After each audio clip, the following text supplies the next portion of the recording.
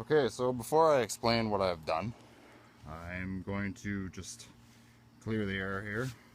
I bought another car. So, I'm experimenting with this cheap, horrible wax that somebody gave me. It actually turned out not bad at the start, but now it is really, I'm really regretting using it now. It smears and it's just horrible, horrible stuff to work with. I kind of wish I had a buffer. So what we're dealing with here today is a 1990 Oldsmobile Custom Cruiser station wagon. I picked this vehicle up a long way from home. It took me 2 days to get there, mainly because my truck over here blew a brake line in the very great town of St. Mary's, Ontario. So thanks to some very helpful folk down in that area, I managed to get the car, or the truck fixed rather, and managed to get the vehicle home. So anyway, so I'm just going to give a brief walk around of this before it gets dark. It is getting quite dark. So it's a maroon exterior with a wood grain paneling. The paneling itself is just a decal. For anybody that's, wondered what these woody wagons are all about, all it is a decal. The vehicle itself is basically, well, it's painted, but it just goes over top of the decal. A lot of people took the wood grain off, and what you'd call that is a wood panel delete, and it'd be just one solid color. So this vehicle is a third owner vehicle. I'm the third owner. The second owner sold it to me. Only problem is that the engine has a bit of a lower bearing crank noise, which kind of scares me a little bit. I'm not sure what exactly it could be. It could be a spun bearing, and the fact that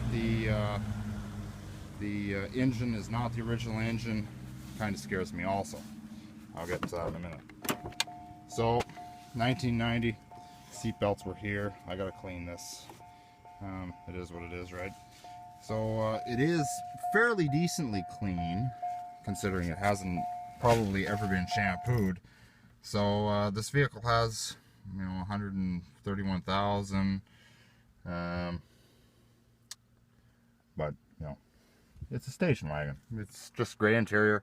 We got a bit of functions here on the rear view mirror. Can't really see it at this hour of the night.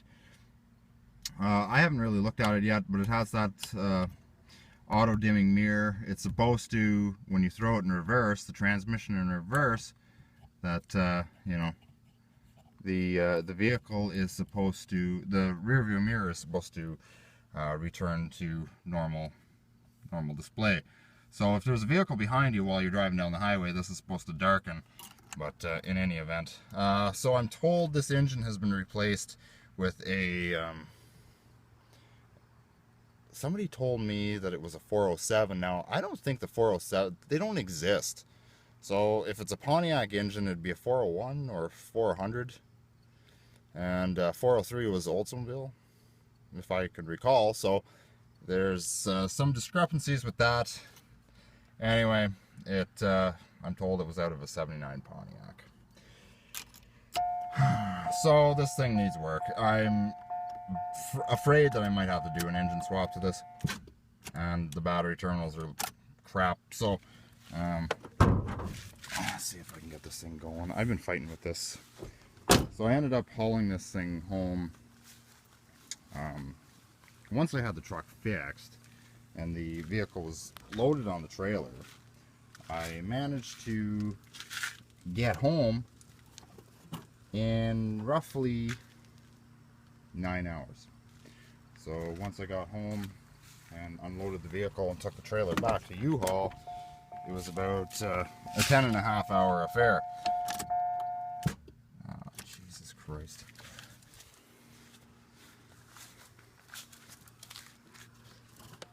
I'm assuming that this is stripped, and with this being a 1990, I think this has daytime running lights if they haven't been disabled.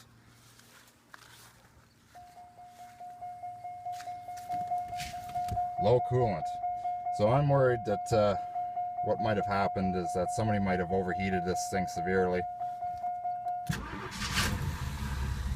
and may or may not have cooked the head gaskets. But like, the engine runs strong. You know, pardon the belt noise, I can fix that in about 20 minutes.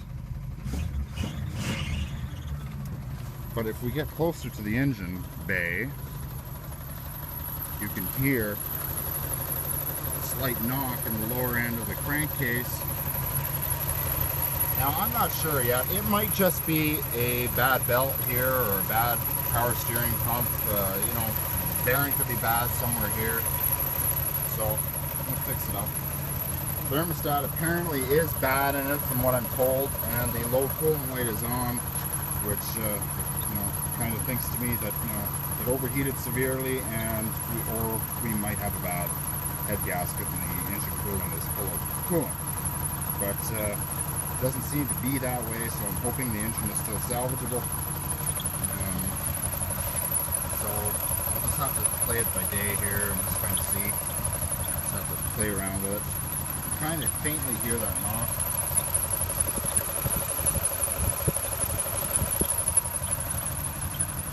But it seems to have a lot of power in park, but once you put a load on it, it kind of changes.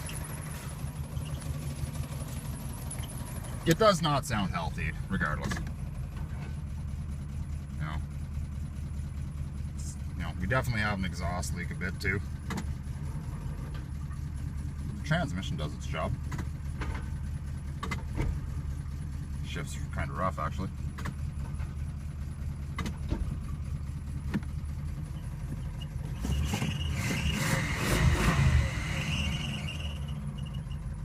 Anyway, enough of that.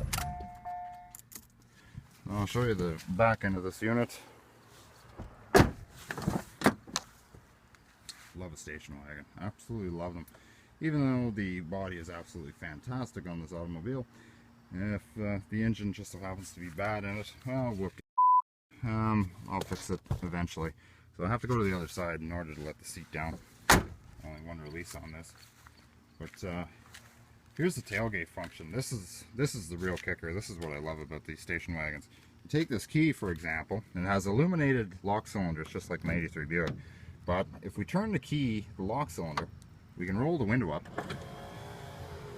or we can roll the window down. So for example, if you're just leaving the grocery store, you have a few bags of groceries in your pocket, you know, you can unlock the tailgate, roll the window down a bit, because I noticed that the window kind of catches on this. Could be a bad door pin too causing that.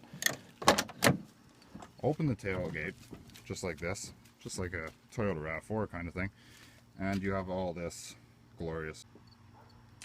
So after we close the tailgate, we can turn the key counterclockwise, roll the window all the way down, just like so, and there's a handle in here.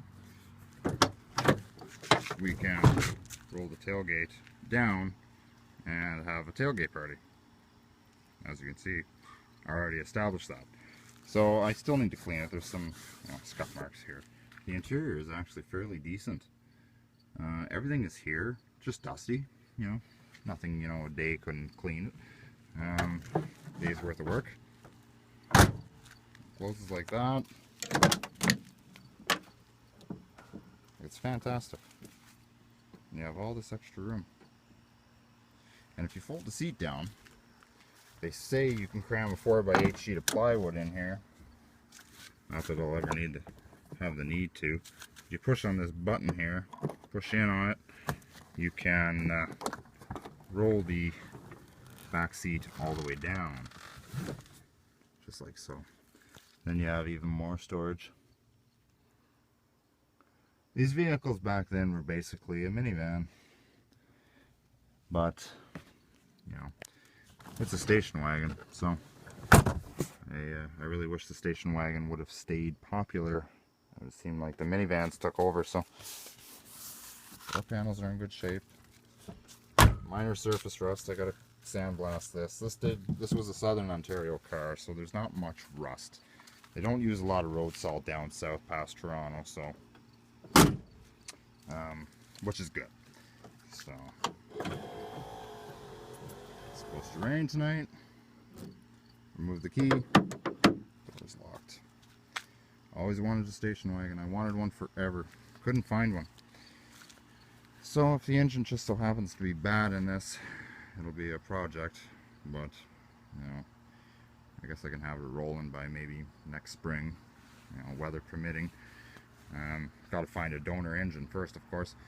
Those aren't hubcaps either, by the way. Those are actually turbine wheels, and I find them a lot nicer than just the traditional spoked hubcaps. This is a top-of-the-line vehicle. Like I say, it does have the illuminated entry, tilt steering, cruise control. The seats, I don't know if all station wagons came with this type of seats, but the seats kind of look cheap to me. I was kind of hoping for a little bit more luxurious seating when it came to the Oldsmobile version of these.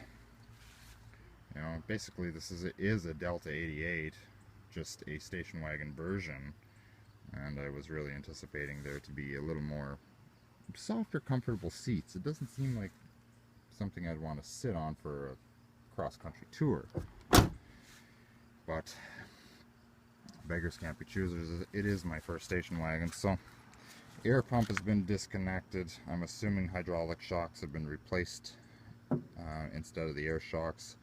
A lot of people have just done that, and which is fine. So it is what it is. And but the engine, I don't know. It's been replaced. It's not matching numbers. It was a 307 in it before, so somebody must have popped it. And well, now this one might have some problems also, but I'll address those another day after I get this bloody cheap wax off here. So anyway, 1990 Oldsmobile Custom Cruiser station wagon for you guys here today. Happy trails, happy motoring. We'll catch you later.